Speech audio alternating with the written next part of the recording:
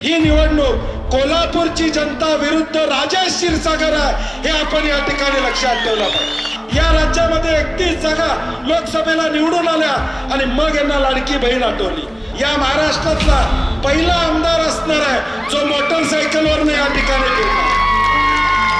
या शिवाजी पेठेत जे घडतं ते या कोल्हापूर जिल्ह्यामध्ये घुमतं, हा इतिहास आहे। बंटी पाटलाची ताकद ही तुम्ही बसलेले लोक, ही बंटी पाटलाची ताकद आहे। 19ला आमचं ठरलंय म्हणून कार्यक्रम केला का नाही? हे कोल्हापूर वेगळं आहे। कोण इथं येऊन सांगते म्हणून कोल्हापूरचे ऐकत नाहीत, ही कट्ट्यावर बसतात आणि कुणाचा पाक काढायचा ठरवतात। आमचा विषय करंट असतोय, इथं झटका लागला की लागला। इथला करंट वेगळा असतोय, कोल्हापूरचा करंट वेगळा आहे। राज्यातलं कोण येऊ दे, देशातलं कोण येऊ दे, त्याचा आमच्यावर परिणाम या ठिकाणी होत नाही। तो तिथला कार्यक्रम करेक्ट होणार। उद्याच्या 10 दिवसामध्ये धमकीचे फोन विजयराव चालू होते, धमकीचे फोन या कोल्हापूर शहरामध्ये चालू होते। काळजी करू नका, बंटी पाटील तुमच्या पाठीशी आहे हे ठामपणे आपल्याला या ठिकाणी सांग। वक्त का खेल था वो बीत गया, वक्त का खेल था वो बीत गया, अब हम खेलेंगे और वक्त देखेगा। लोकसभेची निवडणूक झाली आणि विधानसभेच्या निवडणुका कधी लागतात याची महाराष्ट्रातली 13 कोटी जनता वाट बघत होती। लागणार का नाही अशी शंका निर्माण झाली होती, परंतु तुमचा आमचा सुदैव की या निवडणुका लागल्या आणि या महाराष्ट्रातल्या 13 कोटी जनतेला संधी मिळाली की येणाऱ्या भविष्यकाळात हे राज्य कुणाच्या हाती द्यायचं याचा निर्णय करण्याची संधी आता मिळाली। आणि ही संधी मिळत असताना या राज्यामध्ये महाविकास आघाडीचं जसं कोल्हापूरवर प्रेम आहे तसं महायुतीनं देखील कोल्हापूरवर एक वेगळ्या पद्धतीनं प्रेम दाखवायचा प्रयत्न गेल्या 3 वर्षामध्ये या ठिकाणी केला। आदरणीय उद्धव ठाकरे साहेबांच्या नेतृत्वाखाली काम करत असताना 2.5 वर्षामध्ये या महाराष्ट्राला पुढे घेऊन जाण्याचा प्रयत्न आम्ही सर्वांनी केला। शिवसेना असेल, काँग्रेस असेल, राष्ट्रवादी असेल, आम्हा सगळ्यांच्या माध्यमातून या राज्याला एक शाश्वत राज्य देण्याची भूमिका आम्ही स्वीकारली। आणि खऱ्या अर्थानं या कोविडचा काळ तुम्ही आठवला पाहिजे, 2019चा पूर तुम्ही आठवला पाहिजे। हे मी सगळं का सांगतोय, कारण की मागच्या इतिहासाच्या पानावरच भविष्यकाळाचं भवितव्य घडत असतं। कोविडचा काळ तुम्ही आठवा, दुपार किंवा संध्याकाळी उद्धव ठाकरे साहेबांचा फेसबुक लाईव्ह आहे म्हणलं की या महाराष्ट्रातली सगळी कोट्यावधी जनता टीव्ही समोर या ठिकाणी बसलेली असतात। एक आशीर्वाद किंवा एक विश्वासधारक चेहरा म्हणून मुख्यमंत्री महोदयांनी कोविडच्या काळामध्ये एक आपल्याला आधार देण्याचं काम त्या काळामध्ये त्या ठिकाणी केलं। आज जी मंडळी आमच्या उजवीकडे डावीकडे कॅबिनेटमध्ये बसत होती, 2.5 वर्ष उद्धव ठाकरे साहेब त्यांना त्यावेळी चालले, त्यावेळी कुठली फाईल अडवली असं त्यावेळी ते बोलले नाहीत। आज मात्र हीच मंडळी आज जाहीरपणे या ठिकाणी उद्धव साहेबांच्यावर मंत्रिमंडळावर या ठिकाणी टीका करतात। देवेंद्र फडणवीस विरोधी पक्ष नेते होते, त्यांनी टीका करण्यात माही आमची काय अडचण नाही, परंतु डाव्या बाजूला एकनाथ शिंदे साहेब बसत होते, उजव्या बाजूला दादा बसत होते। 2.5 वर्ष मिळून कारभार तुम्ही केला, त्यावेळी तुम्हाला या सगळ्या गोष्टी दिसल्या नाहीत का, हा माझा प्रश्न या ठिकाणी। आणि म्हणून एक फसवणूक करून उद्धव साहेबांना फसवून, राष्ट्रवादीला फसवून, काँग्रेसला फोडून एक सरकार स्थापनेचा प्रयत्न केला आणि एक अविश्वासाचं वातावरण या राज्यामध्ये त्या ठिकाणी निर्माण झालं। एक अविश्वासाचं वातावरण निर्माण झालं। आज या समाजामध्ये आमदार खासदारांच्याकडे बघण्याचा एक वेगळा दृष्टिकोन असतो। हा आमचा नेता आहे, हा आमचा लोकप्रतिनिधी अशी भावना असते, परंतु आता एक अविश्वासाचं वातावरण निर्माण झालं। माता भगिनी इथं बसलेल्या आहेत, आम्ही घरामध्ये कुठं बाहेरगावी जाणार असेल, कुलूप लावणार असेल, 2 दागिने असले, 4 दागिने असले तर आम्ही शेजारणीकडे देतो आणि तिला सांगतो 4 दिवसांनी येणार आहे, तुझ्याकडे ठेव, घरात काहीतरी होईल, चोरीला जायला नको। हे विश्वासानं आपण शेजारणीकडे देत होतो, हा विश्वास आता महाराष्ट्रातला संपलेला आहे। आमदार फुटा लागले, खासदार फुटा लागले, पक्ष चोरून घेऊन या ठिकाणी जायला लागलेत। त्या लोकांना बाळासाहेब ठाकरे साहेबांचा फोटो वापरायचा अधिकार नाही आहे हे मला मुद्दामून या ठिकाणी सांगा। आज कुठल्या जोरावर तुम्ही आदरणीय ठाकरे साहेबांचा फोटो या ठिकाणी वापरता? ज्या कर्तृत्वान उद्धव ठाकरे साहेबांची फसवणूक तुम्ही या ठिकाणी केली, आज त्यांना फसवण्याचं काम तुम्ही मंडळींनी या ठिकाणी केलं, त्याचं उत्तर येणाऱ्या भविष्यकाळात आपल्याला या ठिकाणी द्यायचं.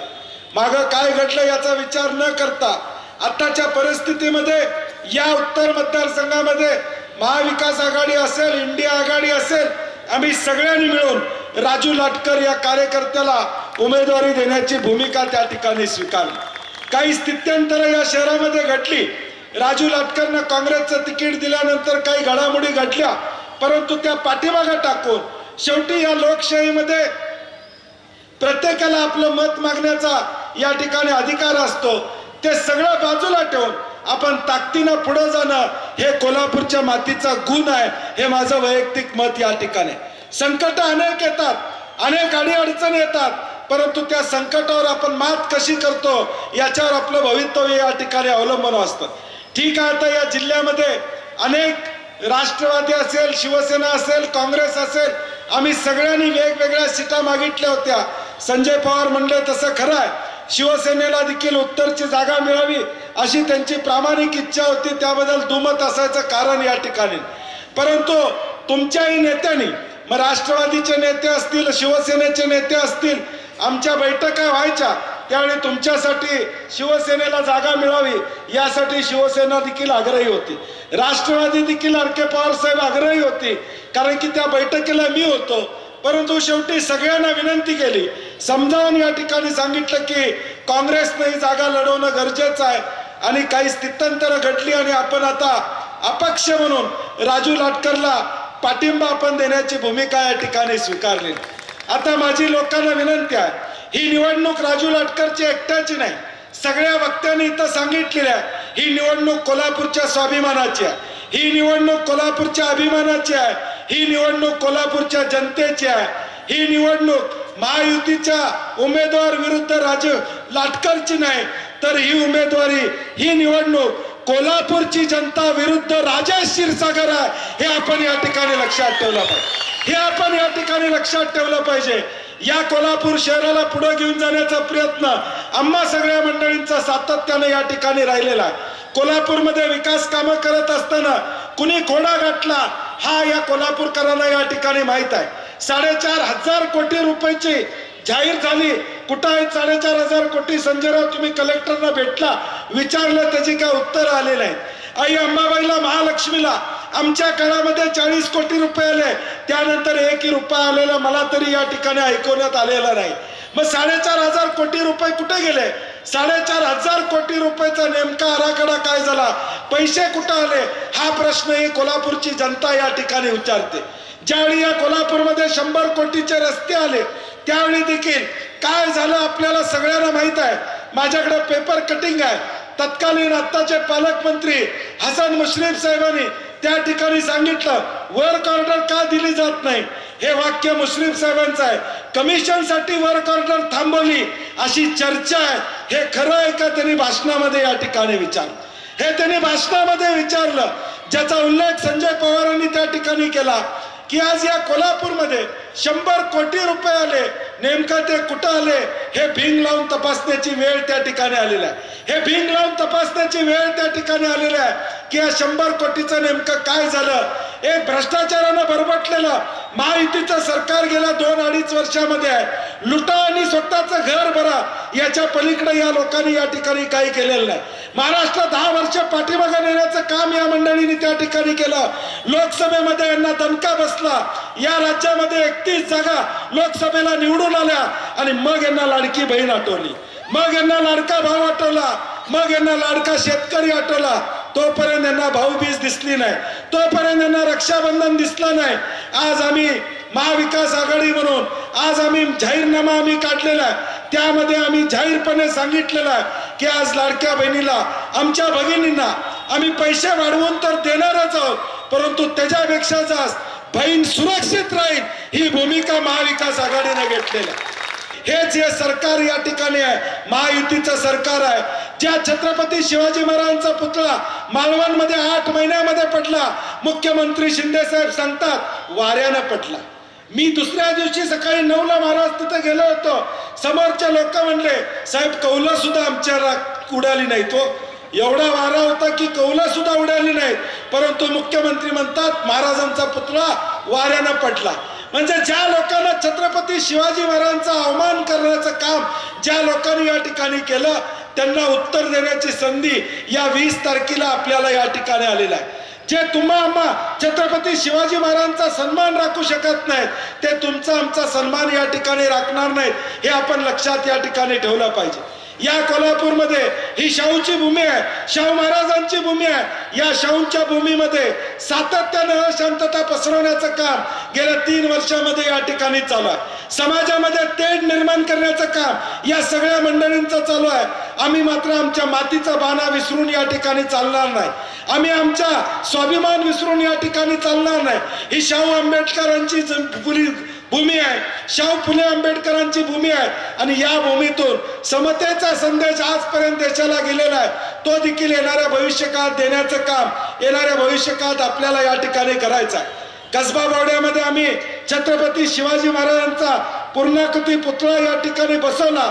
त्यानंतर छत्रपती संभाजी महाराजांची आठवण राजेश क्षीरसागरनं झाली, त्याच्या आधी झाली नाही.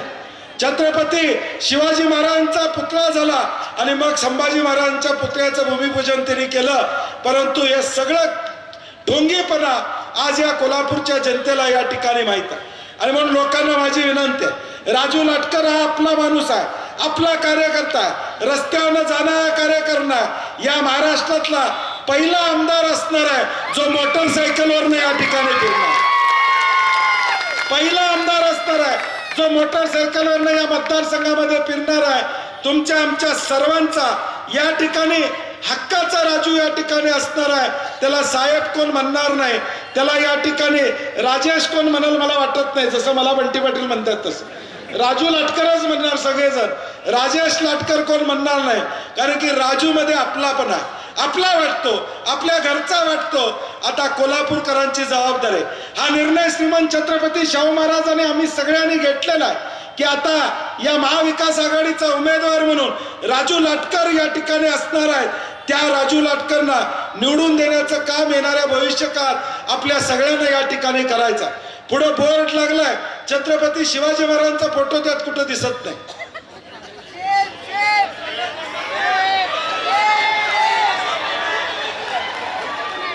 उजव्या हाताला पण दिसत नाही.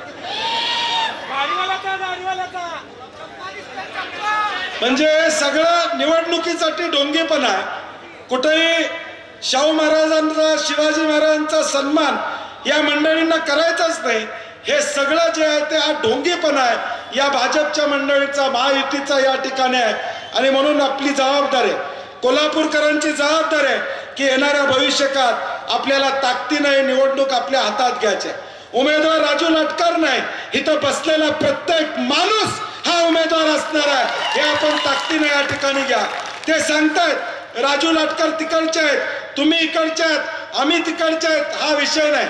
मी तुम्हाला जाहीरपणे सांगतो, या मिरजकर तिकटीवर सांगतो की 23 तारखेला मतदान ज्यावेळी मोजलं जाईल त्यावेळी सगळ्या पेट्यांमध्ये शिवाजी पेठ, मंगळवार पेठ, बुधवार पेठ इथं राजू लाटकरलाच मताधिक्य असणार. हे मी तुम्हाला जाहीरपणे या ठिकाणी सांगतो. या पेटा स्वाभिमानी आहेत. या शिवाजी पेठेत जे घडतं ते या कोल्हापूर जिल्ह्यामध्ये घुमतं. हा इतिहास आहे. शिवाजी पेठेने एकदा ठरवलं की या कोल्हापूरमध्ये इतिहास करायचा तर शिवाजी पेठ कुणाचा ऐकत नाही. आणि स्वाभिमानानं जगणारी ही शिवाजी पेठ आहे, मान खाली झुकवणारी ही शिवाजी पेठ नाही, मंगळवार पेठ नाही, बुधवार पेठ नाही, ही सगळी ताट मानेनं जगणारी या ठिकाणी या पेठ आहेत. हा आमचा आत्मा आहे. या कोल्हापूर शहराचा आत्मा म्हणजे आमच्या पेठा, हा आमचा आत्मा आहे. या कोल्हापूरच्या तालमी हा आमचा आत्मा आहे. हा आत्मा जिवंत आहे. तो आत्मा गद्दार नाही, तुमच्यासारखा तुमच्या बाजूने राहणारा. हा आत्मा गद्दार नाही, तुमच्या बाजूने राहणारा. हा स्वाभिमानाचा आत्मा आहे. मला तर खात्री वाटते राजू, आपल्यापेक्षा लीड इकडनं मिळेल असं वाटतं. म्हणजे ही वार्डातलं जे तुम्हाला कदमवाडी वस्त, सदर बाजार, विचार मेळ्यातनं लीड मिळणार आहे त्याच्यापेक्षा जास्त मंगळवार पेठ, शिवाजी पेठ, बुधवार पेठ या सगळीकडनं लीड मिळणार हे मला नक्की या ठिकाणी खात्री आहे. आणि म्हणून माझी सगळ्यांना पुन्हा एकदा विनंती आहे, हा संघर्षाचा काळ आहे, अडीअडचणीचा काळ आहे. या सगळ्या परिस्थितीमध्ये मधल्या काळामध्ये थोडा मला धक्का बसला. आपण सगळ्यांनी ताकद दिली. बंटी पाटलाची ताकद ही तुम्ही बसलेले लोक, ही बंटी पाटलाची ताकद आहे. मी नेहमी सांगतो, पद पैसा प्रतिष्ठा हे बंटी पाटलाला कधी महत्वाचं नव्हतं. जनतेचं प्रेम हेच बंटी पाटलाची ताकद आजपर्यंत या ठिकाणी राहिलेलं आहे. आणि म्हणून मला विश्वास आहे की आज आम्ही एक सामान्य कार्यकर्त्याला संधी दिलेला आहे, ज्याचा उल्लेख विजयरावनी केला. इतिहास घडवा. देशात कोल्हापूरचं नाव करायचं असेल, देश काय करतोय याचा विचार आम्ही 2014ला केला नाही.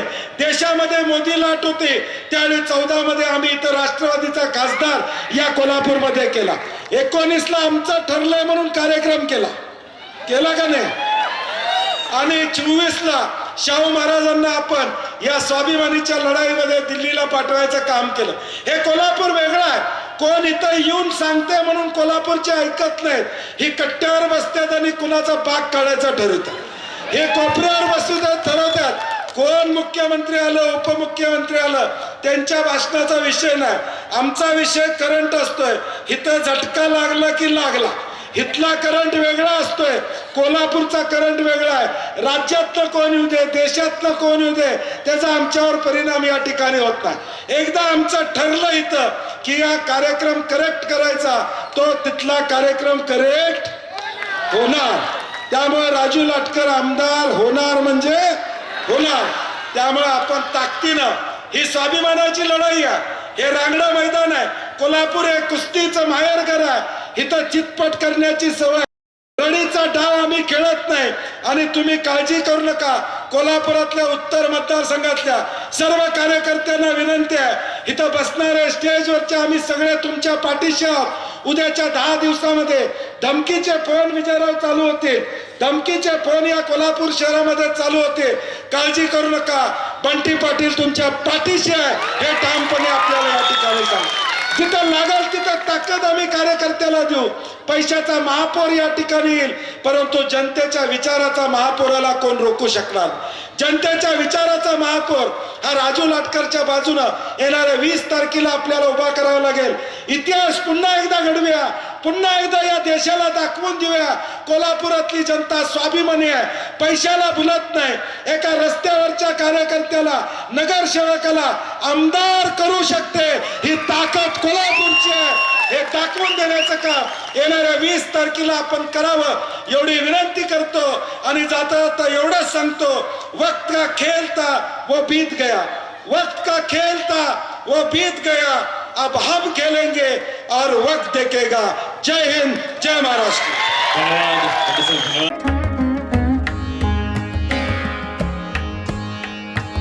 सणासुदीचा आनंद द्विगुणित करा वारणा उत्पादनांसोबत. वारणा श्रीखंड, तूप, दही, दूध, लस्सी, बटर, चीज, आणखी बरंच काही. सणासुदीच्या काळात शुद्ध आणि सात्विक वारणा उत्पादने घरी आणा. वारणा, आनंद अस्सल चवीचा.